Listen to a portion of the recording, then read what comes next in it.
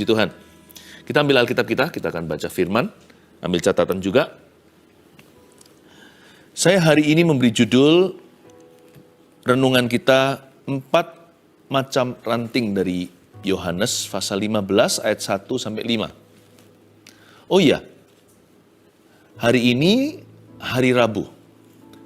Nanti Sabtu ya, saya tergerak. Saya hari ini ketika berdoa untuk saat teduh minggu ini, saya tergerak sekali untuk mendoakan rededikasi suami istri. Ya, doa rededikasi hubungan suami istri. Di saat teduh nanti tanggal 1 Mei, hari Sabtu besok ini, yang berjudul kasih agape, itu seperti apa? Kita kan sering mendengar kasih agape, kasih yang tanpa syarat. Nah, saya akan jelaskan nanti. Tunggu Sabtu ya, tanggal 1 Mei nanti ini, kasih agape itu seperti apa, saya akan jabarkan kepada Anda. Lalu di ujungnya, saya ingin mendoakan pasangan-pasangan. Anda yang baru menikah atau udah lama, supaya didedikasi ulang kepada Tuhan, agar anggur baru itu terjadi. Meskipun khotbah saya besok Sabtu ini bukan melulu soal pernikahan atau keluarga, tapi sesuatu yang sifatnya bermata pedang dua. Ya, pedang bermata dua. Tapi saya yakin suami istri akan mengalami berkat dulu. Mari kita siapkan untuk sekarang. 4 macam ranting Yohanes 15 ayat 1 sampai 5. Saya bacakan dulu ya, pokok anggur yang benar. Akulah pokok anggur yang benar dan Bapakulah pengusahanya. Setiap ranting padaku yang tidak berbuah dipotongnya. Dan setiap ranting yang berbuah dibersihkannya, supaya ia lebih banyak berbuah.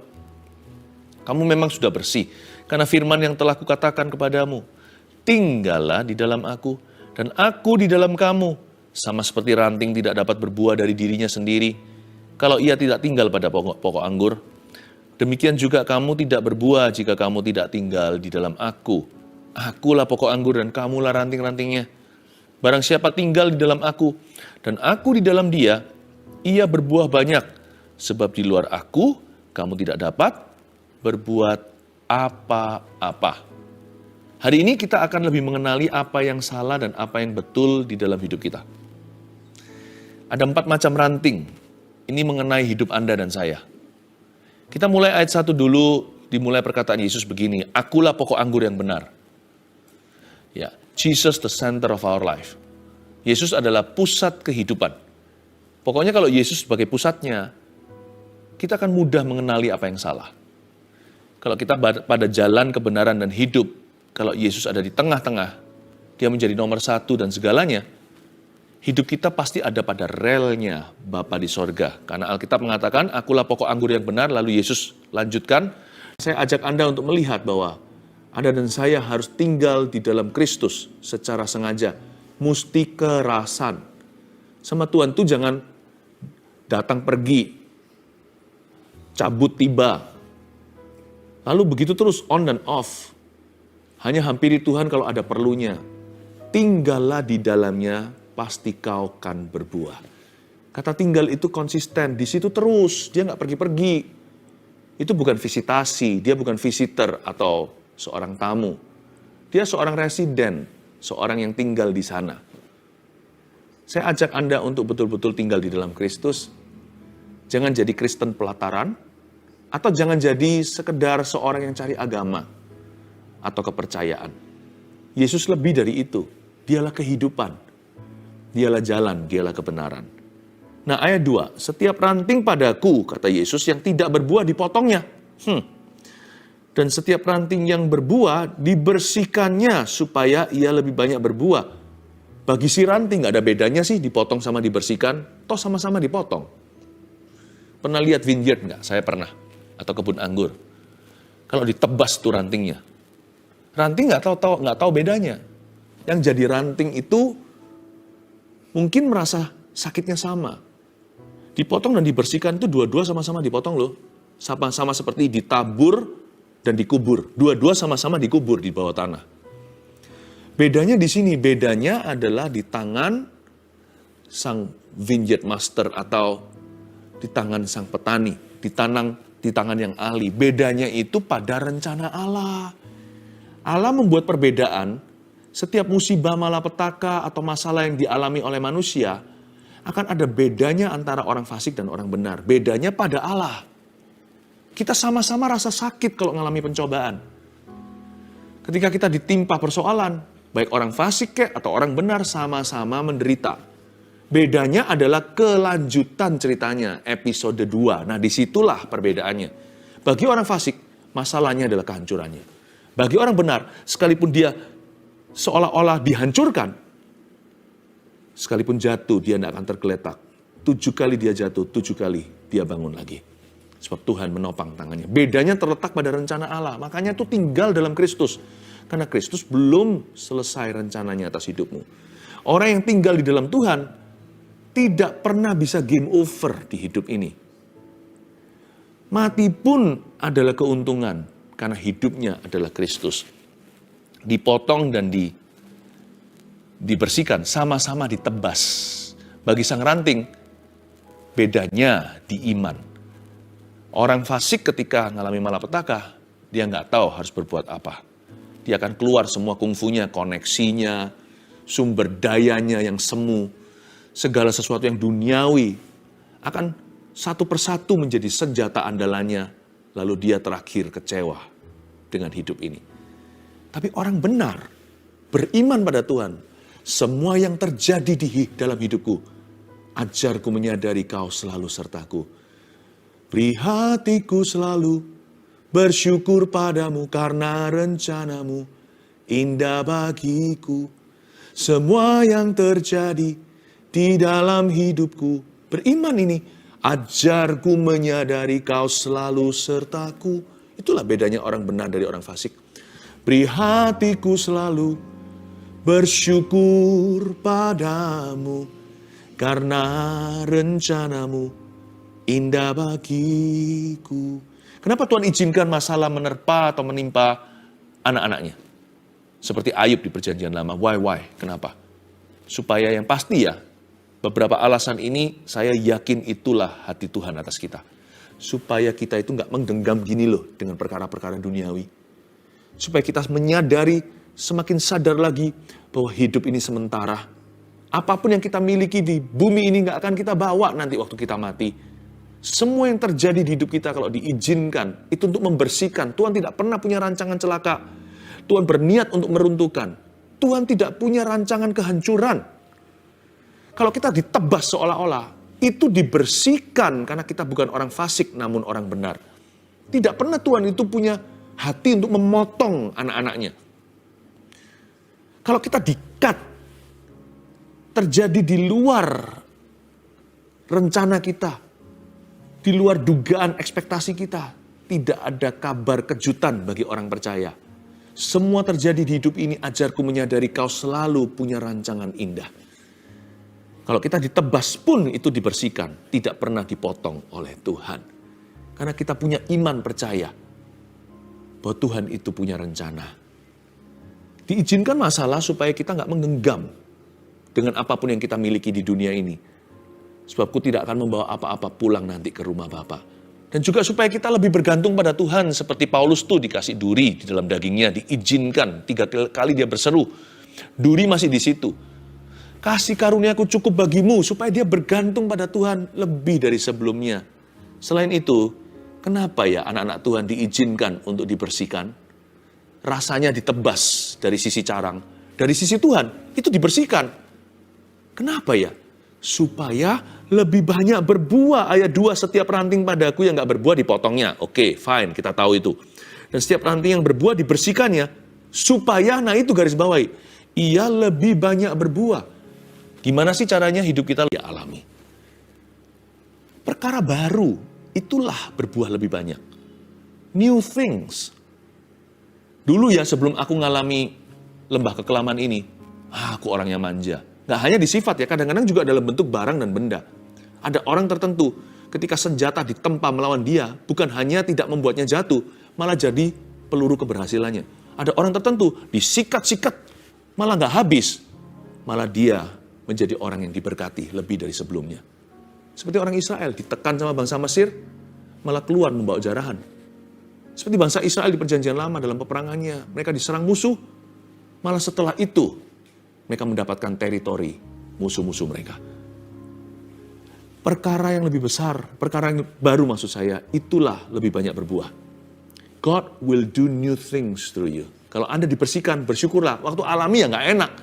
Serasa ditebas itu sakit dalam pengalaman.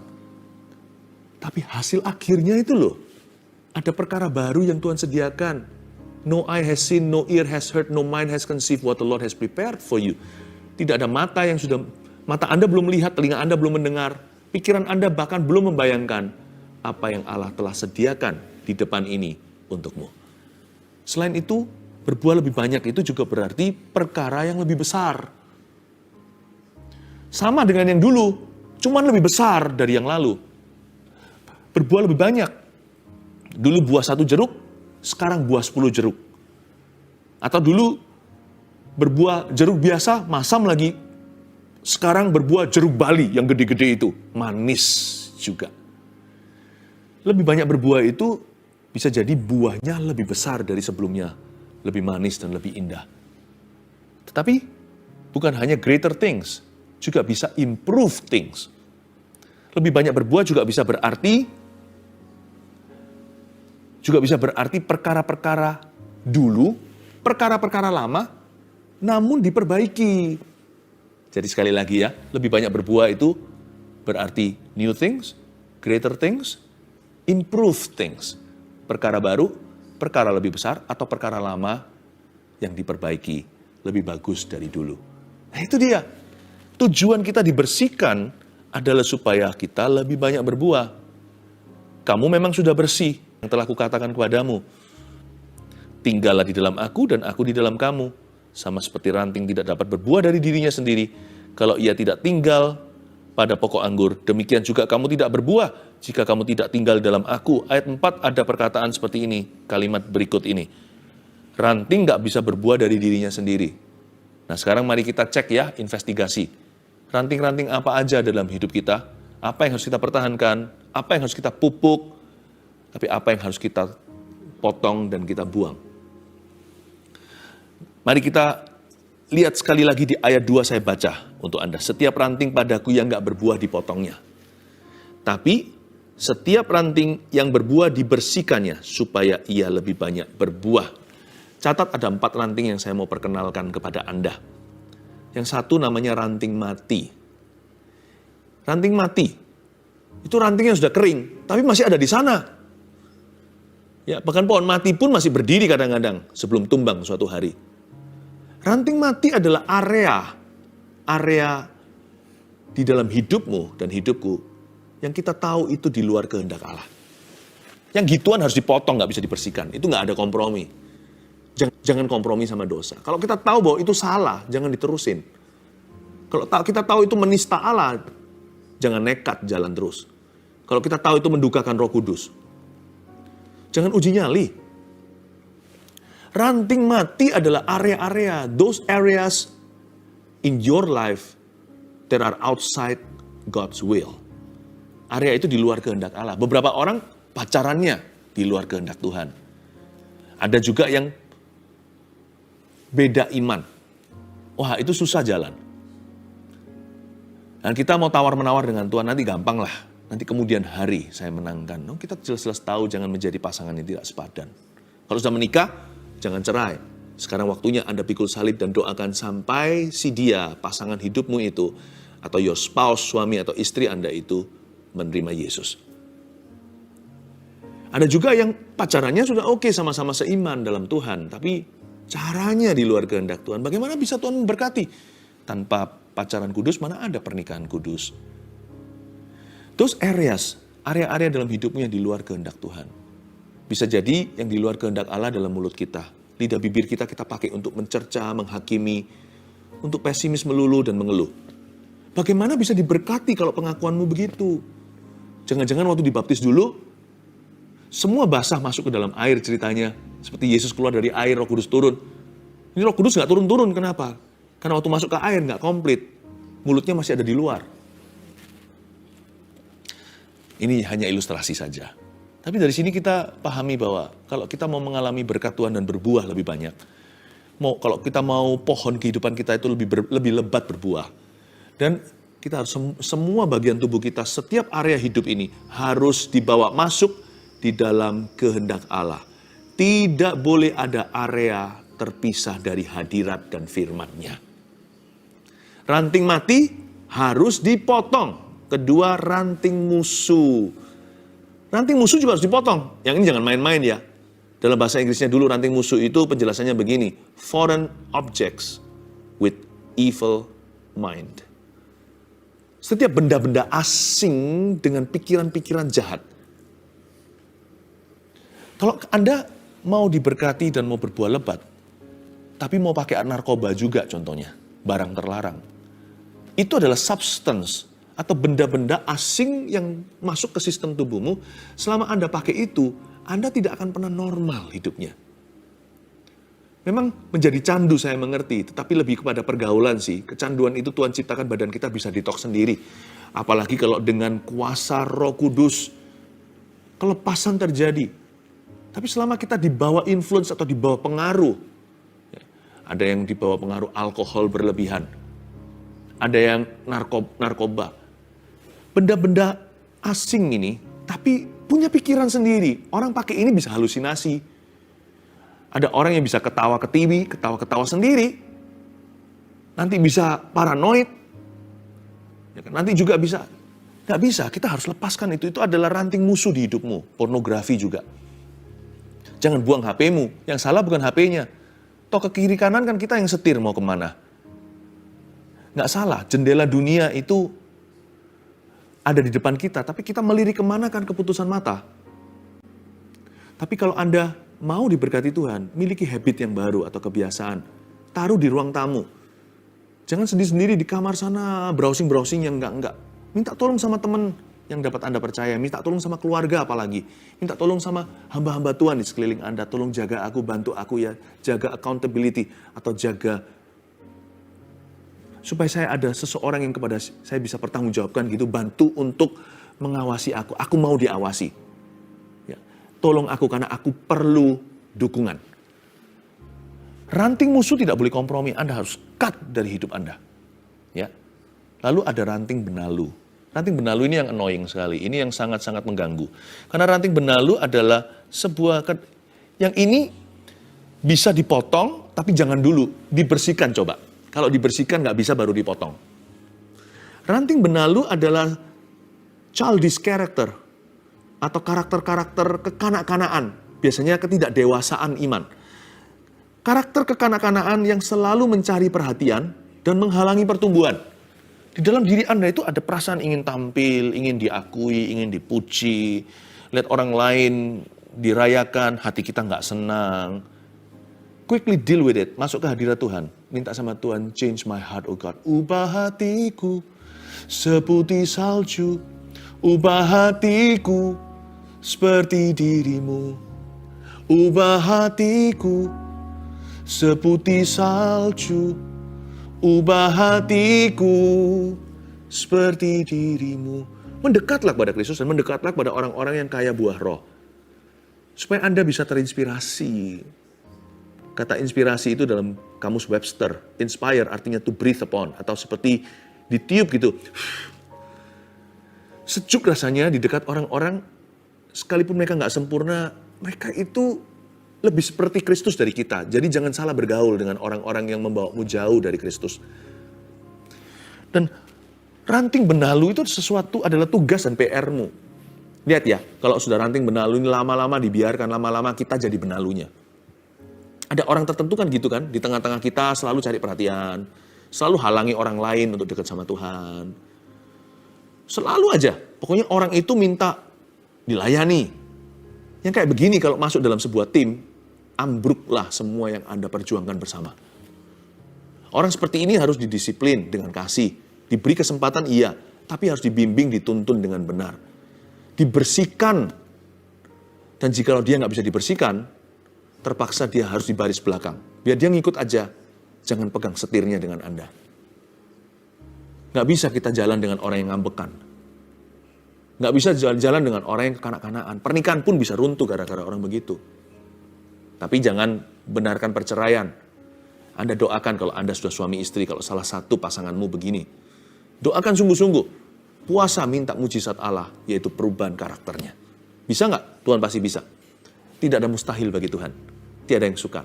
Nanti lewat pengalaman, lewat orang lain, lewat kejadian demi kejadian, nanti pasangan Anda itu akan diubahkan. Tapi terutama lewat jamahan Tuhan. Siapa tahu kan saat teduh bersama-sama. Seperti saya katakan tadi, saya rindu nantikan saat teduh berikutnya, rededikasi suami istri. Nanti lama-lama jadi benalu. Orang yang benalu begini itu annoying. Kadang-kadang kita annoying, kadang-kadang kita itu mengganggu. Gak bisa orang lain itu enak ada kita. Kita itu salib dalam hidupnya bukan berkat. Benalu melulu.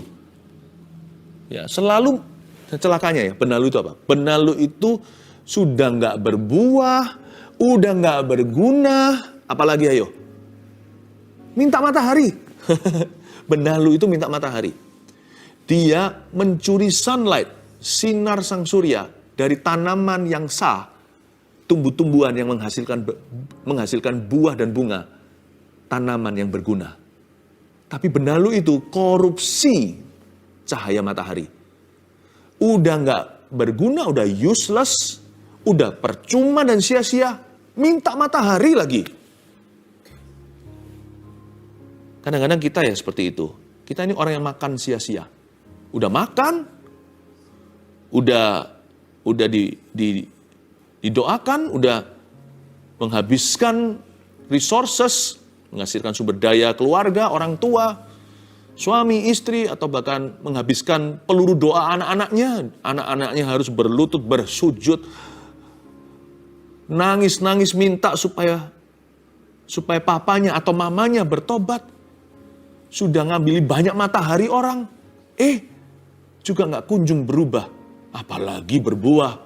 Bukankah, bahkan bukan berbunga. Sama sekali nggak berguna. Jangan-jangan kitalah benalunya dalam sebuah keluarga, dalam sebuah perusahaan, dalam sebuah gereja. Tapi yang bagus itu ini, ranting baik. Itu kita. Ini yang disebut di ayat 2 tadi, dan setiap ranting yang berbuah, dibersihkannya. Tadi kan saya sudah jelaskan dibersihkan itu apa. Nah, inilah ranting yang masuk kategori dibersihkan. Ranting baik tetap diproses Tuhan loh ya. Ranting baik bukan berarti dibiarkan. Ya sudah, kamu udah berbuah good enough. Enggak.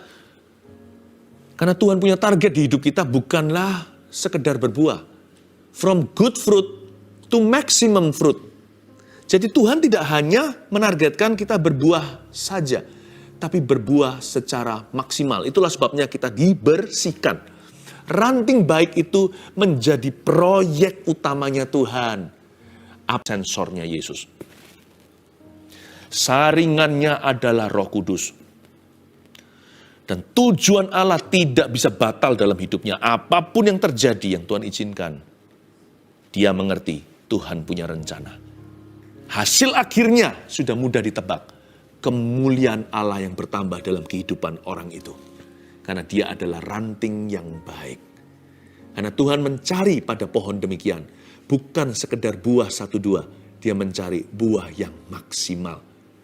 Jadi kalau kita sudah masuk kategori itu, tenang aja. Udah berserah aja. Bapak bilang apa, saya nurut. Bapak ngomong apa, saya ngikut. Mengapa? Karena saya tahu Bapak bertanggung jawab. Ku tahu Bapak pelihara aku. Dia baik bagiku.